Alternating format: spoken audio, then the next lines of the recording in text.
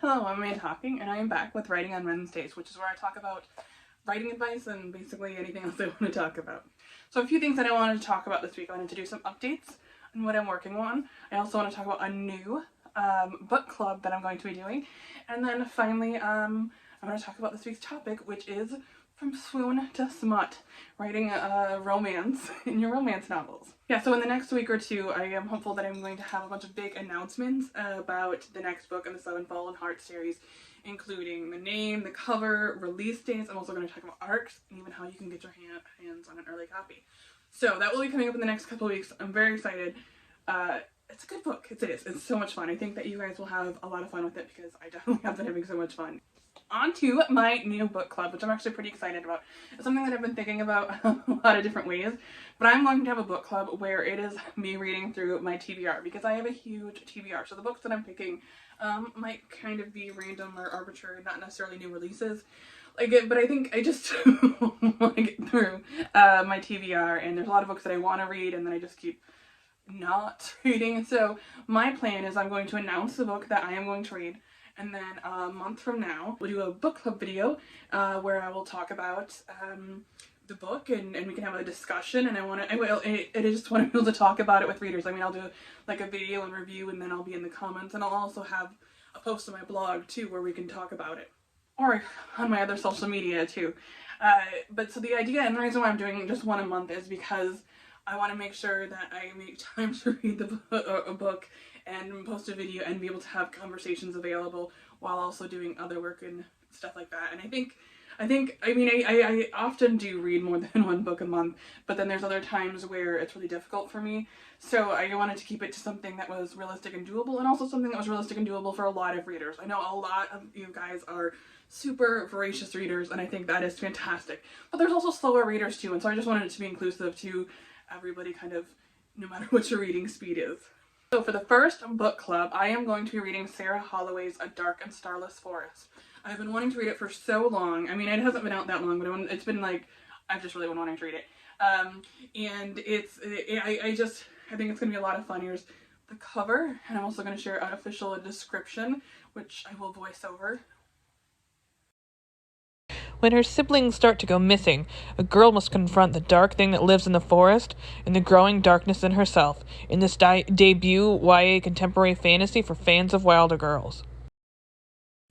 But yeah, I'm super excited about it, and you can get Sarah's book from basically any retailer. You can also check out the library and things like that, and I'm reading mine as an ebook, because that's how I read a lot of my books.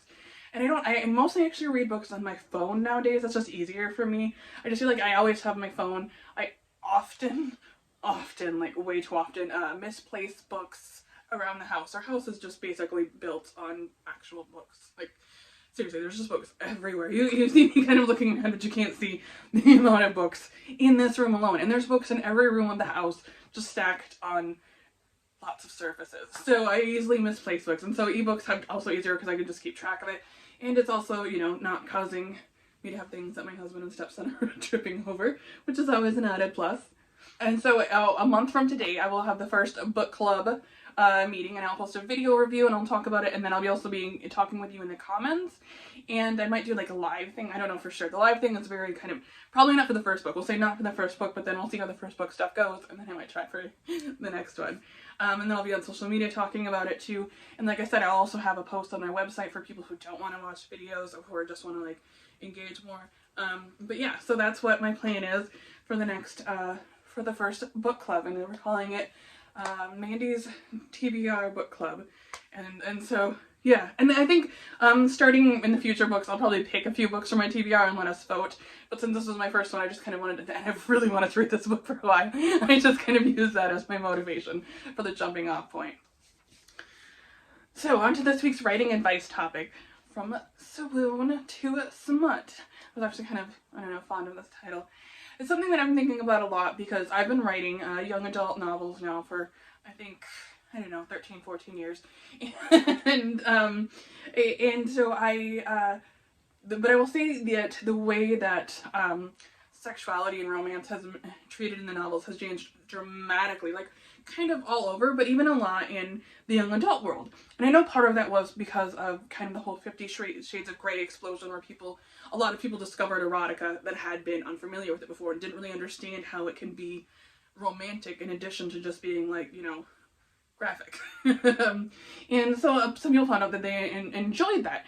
So I feel like lately we've been seeing a resurgence of more smutty romance in all kinds of novels, including young adult ones. And I don't necessarily think that's a bad thing. I think that teenagers are exploring their, you know, sexuality. It's something that they're thinking about a lot, and it's something that is interesting to them, you know. And so I think having it in the material, in books for young adults is a good thing. But I do think that as a writer, we need to be cautious about how we're writing things like that. I think that going too much into a very kind of you just don't want to give people unrealistic expectations. I know that, you know, these are, especially, you know, I write fantasy novels, and, you know, there's dragons and unicorns, but I think that it's important that I set a standard of, you know, having the relationships and the expectations a little bit more realistic, although I don't know if that's 100% true. I don't know how realistic Loki is or anything like that, but I try to, I've really, you know, I've talked about that too, that I make a conscious effort to have the guys in my books and the love interest in the books be very respectful to the main characters, because I want these people when they're going to date, I want them to be able to hold real life people to those expectations. I don't want you to think that, you know, withholding affection or being controlling or moody is something that you can expect. And I also, so when I try to write sex scenes, I'm more cognizant of that now, and I'm trying to write them that way, that I want them to be fun and romantic and people to enjoy them, but I don't want it to necessarily be something where readers think that, you know, if I don't have a climax every 10 seconds after my boyfriend touches me, that he's not a good lover, there's something wrong with me. Especially because sexuality is a very complicated thing. It can be a difficult thing for a lot of people for a lot of reasons, and so I don't want them to think that there's anything wrong with them. And so that's something too, is I've been more aware of trying to incorporate and make the kind of awkwardness of the situation and things that seem like they're mistakes or bad, or, you know, like things that are super embarrassing, or things that, you know, relationships and love easily just roll through. I mean, that's the part about finding someone that you connect with. These dumb, embarrassing things aren't so dumb and embarrassing because you're able to go through it together. And so that's kind of more about the experience that I'm trying to look at and when I'm writing romantic scenes. And I've kind of written, not the full gamut, I've never written, I've never published a full erotica. So I definitely pull back from getting like far into that. But with my newer book that I wrote for adults, Bestow the Darkness, had some more graphic sex scenes that I've written. But a lot of my books, I tend to do more of a, I want you to get the emotion of the scene without describing the exact specifics.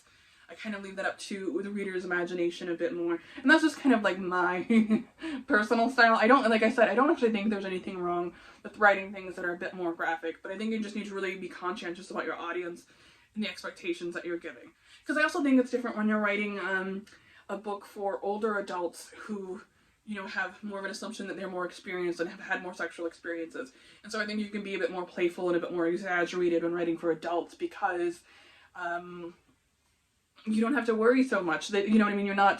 They have other experiences, but I still think, you know, being aware of the vast array of sexuality and what that means for people and how that can be, you know, interpreted is something to keep in mind, which is kind of like a lot. It sounds like so much when I'm saying it, but it doesn't actually feel like that much for me when I'm writing it. For me too, one of the things that when I'm writing, especially like really romantic scenes, I tend not to write them like at the same time I'm writing like the rest of the book. I kind of build up to, most of the time I build up to the kiss, or like I get like to the prelude, but then I actually kind of leave the actual romance part to come back and write later. I like to kind of get in a really, I guess into a steamy headspace where I'm really like thinking about that kind of stuff and really like in a very romantic spot. And I used to always listen to, I used to always listen to Lying is the Most Fun a Girl Could Have, by Panic at the Disco. That was the one that I always, for like so many, I think, like for so many books, that was the song I would put on. But so that was kind of like me kind of getting my brain to go to this spot. I'd be like And so like I would write the scenes kind of all together for that particular book, not like all of them in the whole world. Like I really specifically remember putting on Panic at the Disco and sitting at the dining room table and writing out there were some of the romantic scenes from the My Blood Approved series, and that was kind of just how I got myself in the headspace. Nowadays, I tend to, the songs are more varied. I don't just listen to that one song anymore, but it seriously was like my go-to for years, like through the Canon Chronicles, I think. I don't know. But now I listen to other stuff. But then it's still just about like getting me in the headspace, and I do think I don't necessarily have to be angry to write a scene where people are angry or sad to write a sad scene, but I do feel like I kind of have to be in a more like romantic mindset for writing romance to really make it feel authentic. I think I can tell. I don't know if readers can tell, but I can definitely tell when I'm reading my work if I wasn't like into it at the time, you know. And so I really want to. I think it's important for me to be like really emotionally present with that moment. In that moment when I'm writing that kind of scene. And for how to get yourself in that mindset, like it's gonna have to really vary, because I think that is a very personal thing for everyone. What gets them in the headset. For me, it's usually just kind of some daydreaming and thinking about scenes, and I use my mood boards, and I get music, and I get in a headspace, and then I just kind of start writing. And sometimes too, if I'm getting really stuck and I'm not feeling very romantic, which has happened at times, I might take a break and read some romance novels and just try to read a bunch of like different ones and get a bunch of different vibes and different kinds of things, and read how different kisses are, because first kisses are still, they're one of my favorite things to write and to read and to watch, but they are difficult to write. I mean, because you're just like, how many different ways can you describe like lips and tongue without it just start getting redundant or getting gross? And that's true for people like me. Like I don't know, I think that saliva is so gross, and I don't like any mention of saliva ever. And so some of the stuff can take me out by really talking about saliva, and that's just like that's a killer for me. And that's true. That's the weird thing about romancing, is little things like that, which other people can absolutely adore, can be a thing that are just like totally squicks you out, and because that's a very personal thing. But yeah, I think that's good for you to figure out, like, if you're writing romance, kind of figure out exactly how detailed you want to go, or how, I mean, because it's still okay to write fade to black, it's still okay, and there's lots of books that can be very steamy and still be very G-rated. So there are whole levels of steam and swoons and what you want to do, and I think that all of them can still really get your heart racing. You don't have to be incredibly graphic, but you can choose to be if you want to, but you need to be mindful of your audience, and I think that's the most important thing, especially when we're talking about writing for young adults, and realizing that who's reading it and how it can impact them and their ideas. And just writing for young adults can be a little heavy. It honestly can be, but I think it's important that, you know, you're being cognizant of what you're doing and what you're telling young people. But even when writing adults, I think it's important to still be a little bit cognizant of that and of your audience and trying to be respectful. And I think it's definitely like so easy to have romance and swoon-worthy moments that are respectful and that are, you know, kind and sweet. It doesn't have to be any extreme anything. There's like because there's so many different genres of romance. Romance is such a big category that can mean like anything. It can mean, you know, really cute, cozy boy and girl at a cafe, to an alpha werewolf and a succubus mistress, you know, and multiple partners, you know what I mean? These are all can be romance novels, is what I'm saying. And so there's a whole different, there's total different degrees of spice. And you need to find the one that works for you, and that one that you enjoy writing and that speaks to you. And it might not be what's the most popular, and it might not be something even that you see a lot of, but that doesn't mean that you shouldn't do it. You need to write what makes you comfortable, what makes you happy. And I think that'll speak to the reader so much more than if you try to force something just because you think you should. So those are, I guess, my real like writing tips from writing swoon to smutty scenes is read a lot of romance, find out what you like, and then also find out what you want to write. Because there can be a difference between what you want to read and what you want to write, because there's just different levels of comfort, and it's different it is different writing it than when you're reading it. Also figure out a routine that really gets you in the swoon-worthy mood. You know, getting yourself in the right headspace, I think, is very important when writing romance stuff. But you need to figure out what that is. That is one of those things that it is difficult for me to tell you. I think that you can, making mood boards, music, TV shows, books, kind of gets. You want to figure out the stuff that works for you, that gets you in the right headspace, and so you'll just kind of have to figure that one out. As I'm finishing this video up, I want to remind you that I've got the date, and it's going to be a month from now. We're going to be doing the first book club for Mandy's TBR book club. I don't know. I'll have to come up with a better theme song than that. And the first book will be Sarah Hollowell's, A Dark and Starless Forest. And you can get that. I mean, I don't have copies of it, so you will have to talk to your library or your bookstores. But there's copies all over, so just look into it and you'll be able to get it.